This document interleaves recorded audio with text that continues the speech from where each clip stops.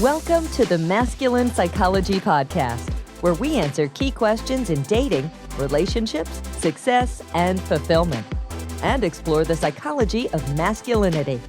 Now, here's your host, world-renowned therapist and life coach, David Tian. Welcome to a new episode of the Masculine Psychology Podcast. I'm your host, David Tian. In this episode, I'm doing something a little different from how I usually do it. Normally, I am working off of issues presented to me by my one-on-one clients, my private clients. And in this episode, I'm going to be getting into texting. And that's because I get a ton of questions about texting sent to me by email and private message. So I think that a lot of guys are dealing with issues around texting. So I want to address that here. And it's kind of going in a different direction from how I usually do it, but let's get into it. This is kicking off a series on texting. And this is all so that you can experience a life in which texting is effortless for you. Can you imagine that? Because I see the viral videos online in the dating niche for men's dating advice. Mostly, it seems about texting. Those are the dominant ones. And I get it that now that dating, especially in the age of the pandemic or post-pandemic, that people were forced onto their phones, onto dating apps, even those who are late adopters. And now there are finding that the first phases of dating are through facing this handheld device. It's not so much even in a bar or on the streets or in a party or even in your classroom for the younger guys or your office for the older guys. It's now through the phone. And there's so much anxiety where guys are just facing. It's like the anxiety, I think, that people used to face staring at a blank screen when they were trying to type the first sentence of their term paper. That kind of like writer's block, but it's texting block and it's texting anxiety. And it doesn't have to be that way. There's actually a way in which men who are naturally attractive, who have become naturally attractive to the point where the way they are just is attractive, and so they don't have to do anything more than the way they are in order to be attractive to the women that they want. So these more naturally attractive men text in an effortless way, where they do it almost like an afterthought. They don't need to put in a lot of extra effort or thought into it. And when they send the text out, they're not checking their phone every few seconds or minutes to see if she's responded. They just put it out there and there's no extra anxiety around it. That can be the case for any man who implements what I'm covering in this episode and over the next couple of episodes. So that's really what this is about. Effortless texting, where you can just text the way you think, that there's no extra effort needed to come up with any kind of clever lines or clever gimmick or cheat codes into tricking her into replying or tricking her into meeting up. That it's just an effortless expression of however you are thinking and feeling at that time. Because the way that you're thinking and feeling at the time is naturally attractive. So how do we get there? Well, in this episode, I've got 3 points to share with you. But before I get into those, I've got a big myth to break for you. And the big myth here that I need to dispel is that you think texting is your problem. The big myth about texting is that you think texting is the problem. Texting is not your problem. Any problems that you encounter in texting are the result of a deeper cause. Texting is just the symptom of a deeper problem. A deeper problem in terms of your insecurities, your neediness, your lack of confidence, and the lack of self-acceptance and self-worth. This is the same structural problem as is encountered when guys ask for what to say. Simply switching the medium from in-person communication through words and sound waves and switching that into a device, a handheld device that's digital, doesn't actually change the problem. It's just shifted the platform or the media or the device or the channel by which this problem is perceived. It's still the same problem. It's the problem that you're looking at the branches when the disease or the problem that needs fixing started at the root. The rot is in the trunk, is in the roots, but you're only noticing it at the branches where there's no fruit. So if you want to heal the tree and get a healthy fruit, it doesn't do you any good to just prune the branches when the rot is in the roots. you've got to go to the root of the problem, so to speak. And it also doesn't do any good to just substitute fruit and kind of have fake fruit hanging from the trees, like you hang them like ornaments and hope nobody notices. Or you take somebody else's fruit and transplant it onto the branch somehow and sort of hang it there and hope that you can trick the passersby or the people that you're trying to entice with your fruit to think that it's your fruit, which is exactly what's happening when guys are going online, Googling or YouTube searching what to text a girl, because it's futile, it's pointless. I'm going to get into the 3 reasons why that's so, and then I'll introduce what to do about it. Okay, so the first of the 3 points is that there is a huge world of difference between short-term dating versus long-term dating. And from a scientific perspective, this is just normally couched as short-term mating versus long-term mating strategies. It really makes a difference, especially in the kind of hyper-focused world of dating apps. In a dating app situation, you have split seconds to make an impression. You have that first photo, and then she needs to decide based on the little bit of biodata there and your first photo, whether to swipe right or left. In that way, it's hyper-focused. And in that way, the difference between short-term mating strategies and the long-term mating strategy really make a huge difference. Whereas if you were in a more organic situation where you're in person, let's say at a social bar or like a lounge kind of setting, where people generally don't come in for split seconds and leave and kind of just look around the room and then leave, they kind of hang out for a bit. They get a drink, they kind of lounge around. So you have a longer time and more leeway and margin of error to make an impression or to suss people out, or sort of evaluate people. And people aren't forced to make split-second decisions, or there's no pressure to do so. In a dating app situation, which is, I assume, how most people are beginning a lot of their dating, I know that now that things are opening up, especially in America, and this is already dating this episode, that now we're moving back into more organic situations without face masks and all of that. So it may be that people are moving off of the dating apps. But what I've heard is that since the pandemic started, even the later adopters who were holding off on going on to dating apps have ended up on there because there was no other avenue to meet new people. And eventually they were getting bored of being quarantined or isolated so long. And they just got curious and made a profile and then started getting in there. And now they're confronting the same problem that all these other people who started on dating apps earlier were dealing with.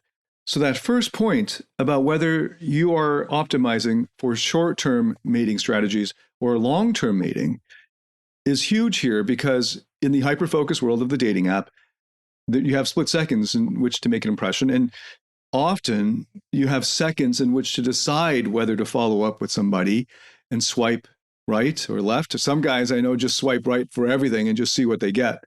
But it's really important to get clear, because what I am referring to here in terms of effortless texting is not primarily for optimizing for short-term mating. So if you're somehow on my channel, on this podcast, and your main objective is just to hook up with as many women as possible to get as much sex as possible with as many hot girls as you can, this is not for you.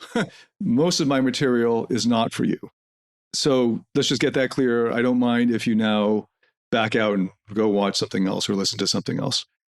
And if you have chosen to take the short-term mating route, it's going to be a tough game. And I understand why you might cheat, copy and paste, get other people to text for you, maybe put some fake or doctored photos, kind of just tricking the girl into a meetup so that she's like, oh, now she's here. So you're hoping maybe your impression over digital was so good that she would overlook your presentation in person.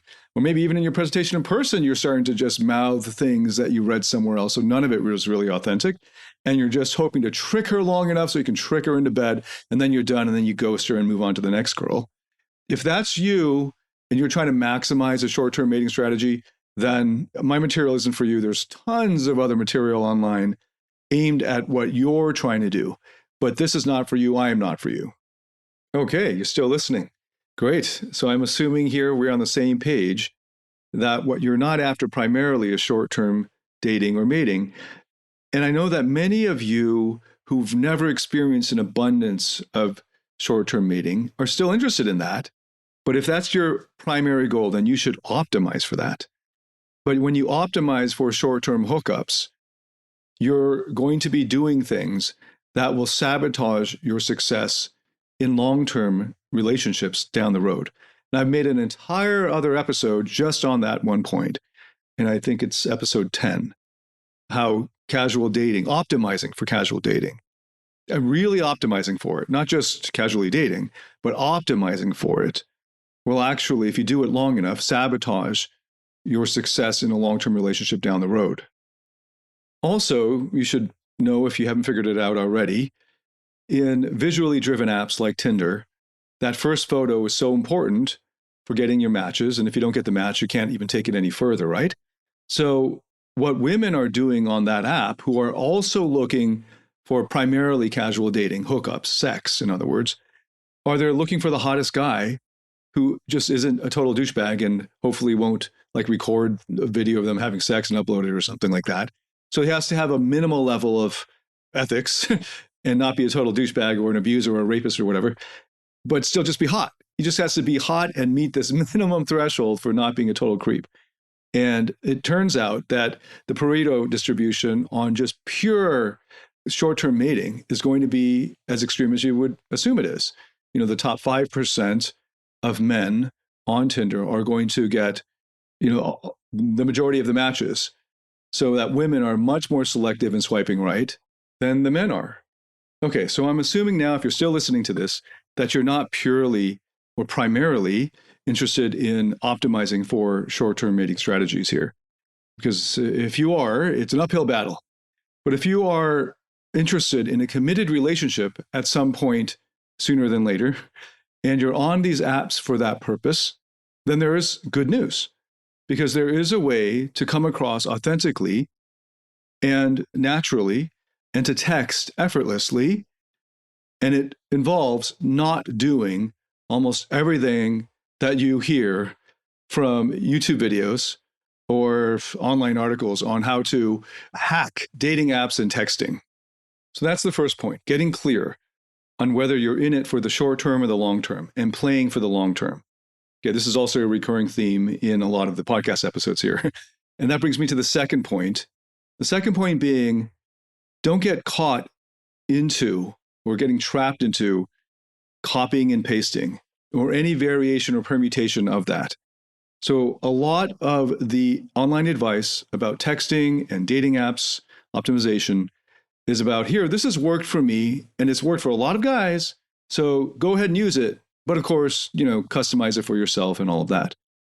Now, on the surface of it, this is not morally objectionable if you really customize it. So they kind of give you a template and you customize it. The problem is a lot of guys don't do much customization, and they also don't understand the mindset or the attitude or the principles behind why this technique would work in the first place, or the guy's mindset when he first sent this. So he's in fact just taking somebody else's persona, or really the outcome, the product or the output of another person's persona, another guy's persona, and then just like a mask, putting it on his own face, and then hoping that this becomes himself, or that she won't notice, and that he can just keep playing along, copying and pasting. So any variation of that, and obviously the worst is just literally just copying and pasting somebody else's lines. And you see that a lot, especially as a kind of clickbaity title. Use this opening line, it gets all of these results. And again, if you're optimizing for short-term mating, maybe it will get results, because it's still relatively early in the world of dating and courtship, this dating app kind of atmosphere or environment. These gimmicks are still kind of new. You know, if you fast forward 5 years from now or 10 years from now, a lot of women will be able to see right through this, just the way a lot of people can see right through the canned pickup lines of the years 2000s, you know, with the negs and all of that kind of thing. And of course, the obvious objection here is the inauthenticity, the kind of lack of integrity of just copying and pasting somebody else's technique that worked for you. And I get why you might do it if what you're doing is just maximizing for short-term hookups and you're just going to ghost her later or hook up with a bunch of times and then just sort of disappear. That's your MO, okay. just realize that you become what you repeatedly do. And then you shouldn't be too surprised when later on you find it difficult to create an intimate relationship of unconditional love.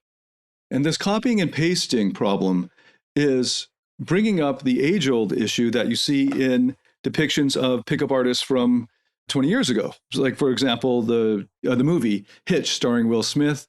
And the concern towards the end of the movie when the public finds out that all of these men paid Will Smith's character to dating coach them, because the concern was actually that these men were not authentic. They were just parroting lines or doing the things like robots that Will Smith told them to do, so they weren't accurately representing themselves, because the worry later on was that the main character wasn't doing those things that made her fall in love with him. And then there's that encounter between the main female character and Will Smith towards the end of the movie where she was saying, and that thing that he did, and Will Smith's character saying, that was all him. And that other thing he did, that was all him too. And that other thing he did, that was all him too. And Will Smith's character's then taking a step back and thinking, wait, you fell for that stuff? And that is sort of encapsulates the whole crux of the problem, which is that what women and people, what bothers them about the dating coach or pickup artist or the guy who goes online looking for advice is that the guy will just parrot the advice and trick the girl into liking somebody who is not him. It's not so much that the fact that people need advice. It's that the advice will cover over who the person really is, so he's manipulating or tricking or deceiving in some way. So copying and pasting is exactly along those lines. And besides just the ethical aspect of it, you're also getting a woman who actually doesn't like you, or even worse, you don't know whether she likes you for you, because you're presenting a front that isn't even you. So she doesn't even get to reject you. You don't even get the data point whether she likes you for you or doesn't like you for you. All you get is that she likes this other presentation that isn't you. And even worse, whenever you copy and paste, and then you get a positive result, what you're reinforcing there each time you do that is that the original you isn't good enough, that you've got to hide these other parts of you that you can't trust. So you got to put your trust in some other person and just parrot what they say, because only that would work. And over time, the parts of you that would have otherwise wanted to text her something, they get the message that they're not good enough. And if they want to keep this woman in their lives, like these, I'm talking about the parts as like real people in you, that they're going to have to stay hidden. And guess what's going to happen further along in that relationship? That deep insecurity that you have, that there are parts of you that aren't attractive, and that if she met them, well, she would reject you, continue to nag you, to eat away at you, the further along you go in this relationship. Because you've already deemed it and conditioned to them, and conditioned in you, that they aren't good enough to present to this woman. That in fact, there are no parts in you that are good enough to present to this woman. So you've got to take somebody else's words and techniques and hacks and gimmicks and cheap tricks and use those to snare her into a date. But eventually that ruse will be up if what you're after is a long-term relationship. Again, you could just be a psychopath and a Machiavellian narcissist who just lies all the way through just to get into her pants, and then maybe keep it going for like 4 hours of contact time, and then you're out. I can see that happening. You can come up with basically material for 4 hours and then just kind of fudge it and hope she doesn't notice or have too much regret. But hopefully you haven't taken that route. And if you go that route, it's also a lot more competitive. You know, you're actually competing with guys who are probably a lot more naturally better looking than you, who don't need to do all of these lines. In fact, they might even do better the more that they shut up. And so you end up having to compensate or overcompensate with material, with words that you're just learning from somebody else and just parroting. And at the end of the day, even if it works, you're going to have that nagging doubt that will eat away and sabotage your happiness and the authenticity of any kind of emotion like love that arises, which is that, does she even like me for me, right? And that's just liking. If you can't even get past the liking, then there's definitely no room for love. So you're starting the entire relationship on the wrong footing. So stop all this copying and pasting. Stop looking for gimmicks.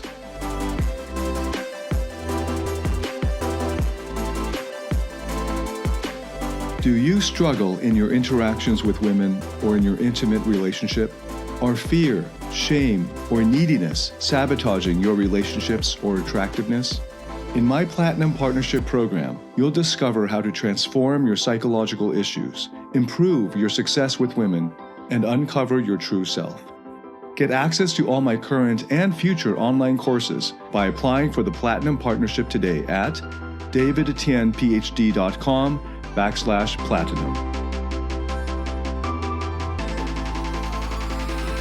I know that there are companies out there that if you paid them, they would just take over your Tinder profile and hook up dates for you, and you're not even involved in the conversations or the chats at all. And then they just text you where to show up for the date, and you show up. I suppose you're supposed to read all the chat history so you can know what she's referring to. But that's the ultimate bait and switch in a way that is actually really obviously unethical. But even worse, she's on this date with you, and she didn't respond to you at all. Doesn't that make you feel like a faker? Like a fraud? And it must eat away at your parts with the kind of shame that they couldn't even do this themselves.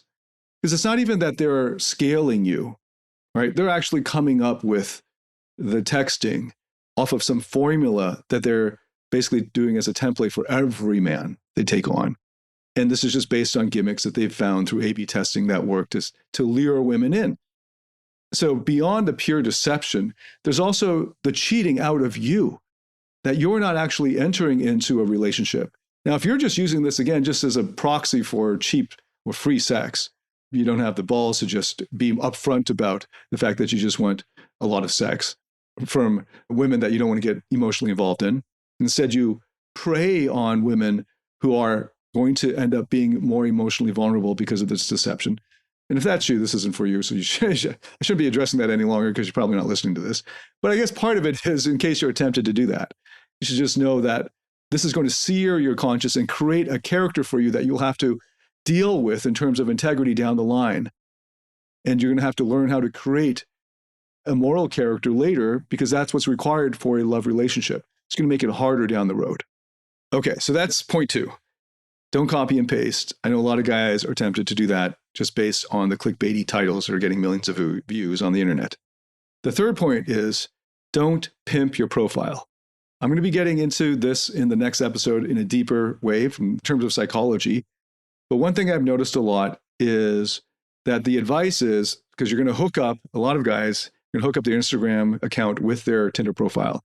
And I heard if you don't do that, women might suspect that you're hiding something. So since they can't do the research on you, they may not bother because they have so many choices, right? There's so much competition for attractive women in Tinder that this is stacked against you if you don't. So I'm assuming that you're going to link up your Instagram profile.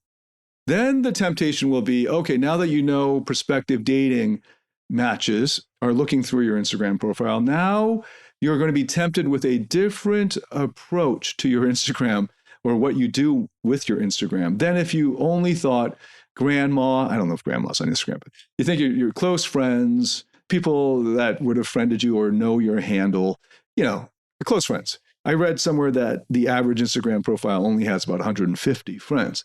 So I can imagine, that sounds like that Dunbar tribe number, 150 friends. I can see that as being people that you might have all met in person. But now that you hook it up to your Tinder profile, you're going to be tempted to pimp it out. And by pimping it out, a lot of it is going to be a kind of fakery. And I know that that's the MO for Instagram around the world, especially with attractive women who are trying to get significance of validation through the jealousy or adoration or, just even attention that is given to their Instagram profile based on the best photo of the day or whatever that they share. And it's all crafted to create a certain effect. And a lot of it, from a mental health standpoint, is not going to lead to happiness. And now speaking specifically of the dating context where you're hooking it up to your Tinder, is that if you go down the route of pimping your profile, the type of women that will actually be impressed with the type of pimping that goes on So this is where you take a list of all of the attractive traits that you think are attractive in a male. Your six pack, your outdoor activities, maybe you get a photo with your dog, maybe you get a photo for social proof with a whole bunch of other girls at a party, and you just pimp it out.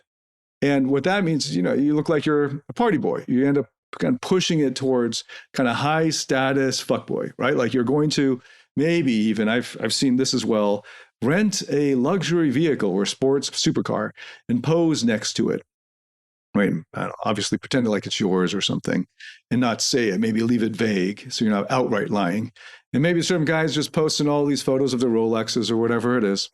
And then they're surprised when they get gold diggers. Now, this is one area where even my private clients have trouble with because they're pimping their profiles. They're not really on Tinder as much or using it as much as what it seems like the average person is. But pimping their profile, that's something that they're encouraged to do because it's part of like keeping up with their peers. And luckily, many of them are too busy to do much on social media. But if you're doing it right, you can use Instagram in a way that actually will draw in the right women for you for a long-term relationship and repel women who are only interested in something that would lead to, if you were to get involved with them, it would lead to a kind of vampiric, predatory relationship. And I think it's important to not waste your time with emotional vampires, not to even get sexually involved for a one-night stand with them. Now, obviously, if you just spend a very little amount of time with them, the damage to your character will be minimal. But the more that you get hooked in, that part of the problem is it's hard to, especially if she identifies you as prey, because you now have shown off your high status and your willingness to spend. Right? She's going to hook her tentacles into you, right? And now you're kind of in her web, and you think you're going to get out. So many guys think that, right? But the very fact that you're even tempted to pimp your profile already tells me that you are lacking in your self-worth and that you're driven by these insecurities. So just notice that. Pimping your profile is something that we've all done. That's partly what Instagram as a platform is sort of set up in a way to do, because you're just posting visuals, right? It's a visually attuned, just like Tinder is, platform. It's optimized for photos and videos. So you can't tell this complex story, right? It's not like you're writing articles like on Medium or something. It's not really optimized for caption writing. It's just optimized for visuals. And it's very easy to take that optimal photo that day and kind of paint your life in a certain way that is inauthentic. And then guys are wondering why, so many guys, these bitter guys are wondering why all women are users and players and liars and cheaters and manipulators.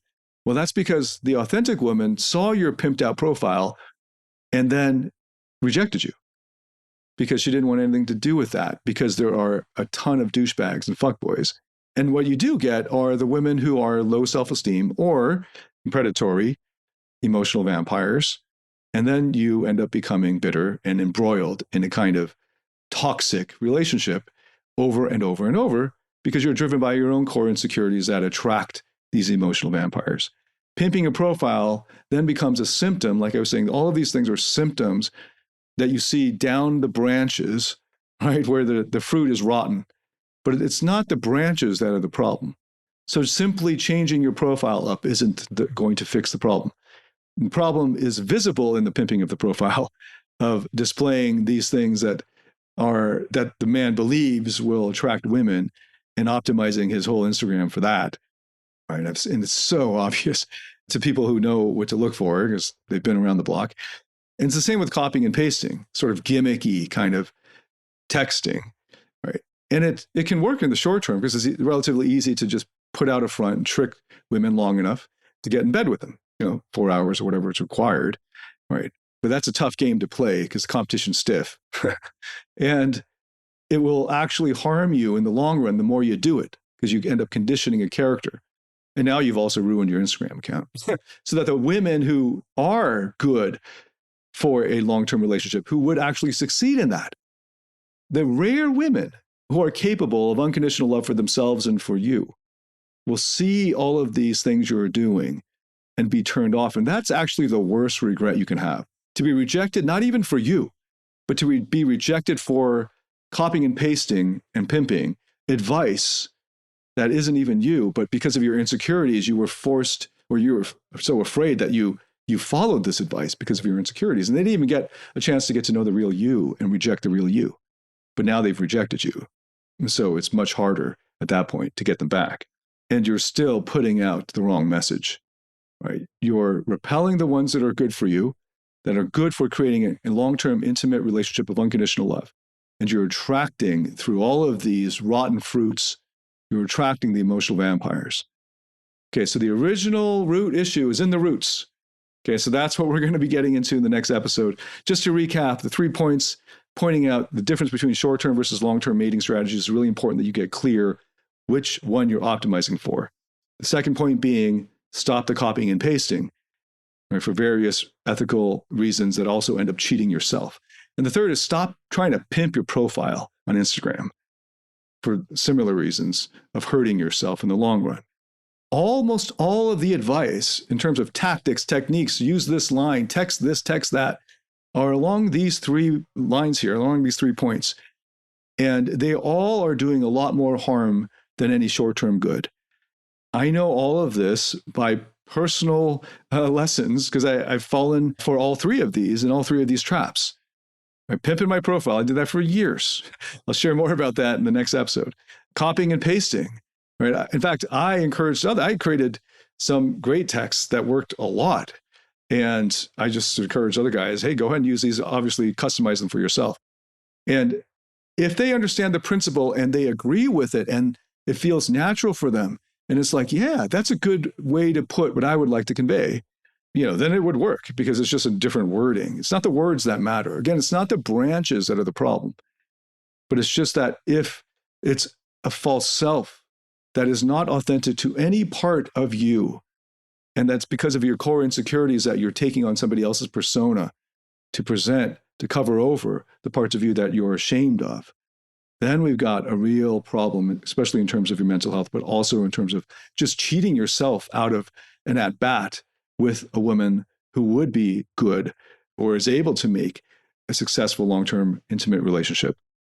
You don't want to be in that position where you get rejected for not even yourself, but that's your at-bat. That's it. That's your chance.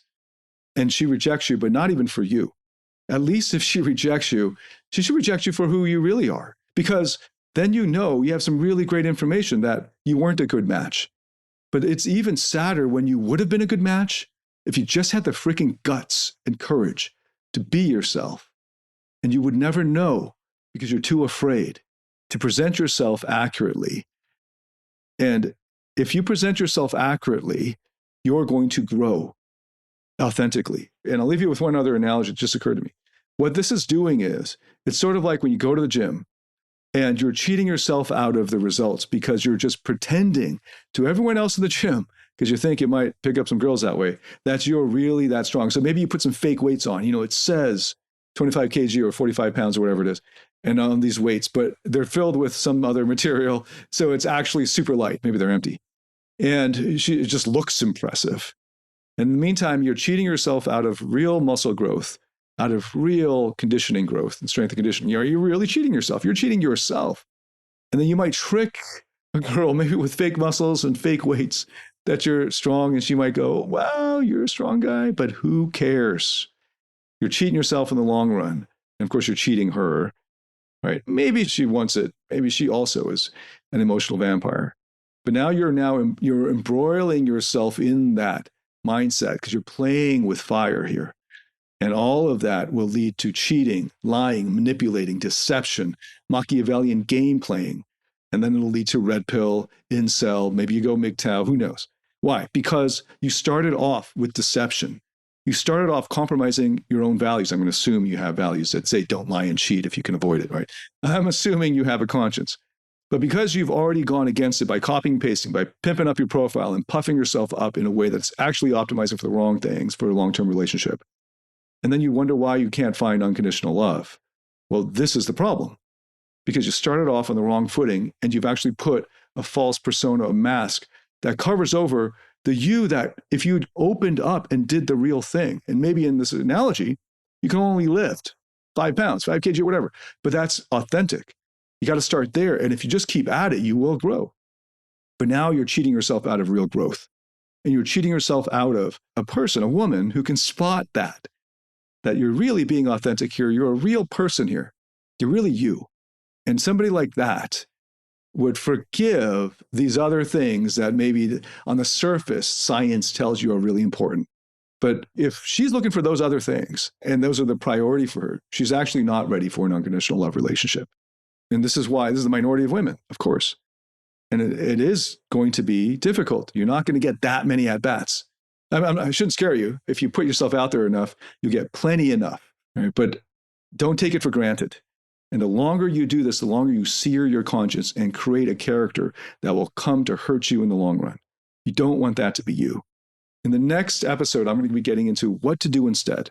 Okay, David, so you covered what not to do. Don't follow this advice. Don't optimize for short term. I get it. Don't cheat and lie. But what should I do? I'll cover that in the next episode. Come back to that. If you like this, please share it with anyone that you think would enjoy it as well, would benefit from it, and leave us a rating on Apple Podcasts. I really appreciate that. And thank you for all the comments and for all the encouragement from the previous episodes. I hope you like this one too. Let me know what you think, and I'll see you in the next episode. David Tian, signing out.